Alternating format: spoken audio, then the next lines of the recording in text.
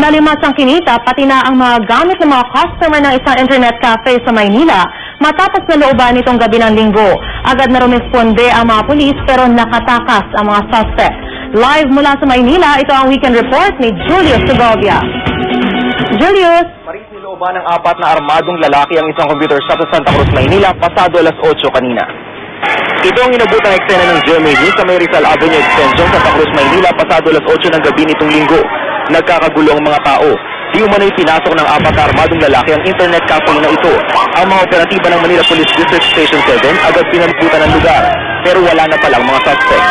What we did is kineclear na lang natin up to the third floor. Baka sakaling mayroong nagtatago. But accordingly, sabi nga nila, dito daw lumabas sa entrance na yan. 3 babae naman ang sabay-sabay na dumulog sa tanggapan ng Station 7 ilang minuto matapos ang insidente. Kwento nila, biktima raw sila ng pang-hold up sa loob ng nasabing internet cafe. Si Margie Porta, tinutukan ng baril at kinuhanan ng bag at cellphone. Bigla pong bigla pong gumano sa bag ko.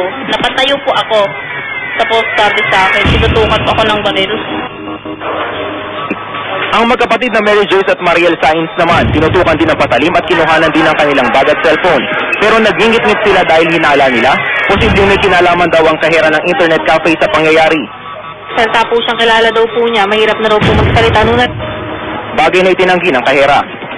Hindi ko naman po talaga alam yun eh. Saka, paano lang po ngayon lang po kami nagkaganon, hindi ko lang po naranasan yung ganon. Ang mga pulis mag-imbestiga pa rin sa pangyayari. Wala pa silang kabuang halaga sa mga natangay ng apps na suspect. Kabilang sa mga nakuha ang cellphone at pera ng ilang customer, pati na ang kita ng shop. So be very careful, magiging aware sila. Lalo na sa mga business establishments as to who, kung sino man yung mga guest nila. Sa ngayon tuloy ang manhunt operation ng MPD Station 7 sa 4 na suspect. Balik sa'yo, Marie. Maraming salamat, Julius Segovia, nag-uulat live mula sa Maynila.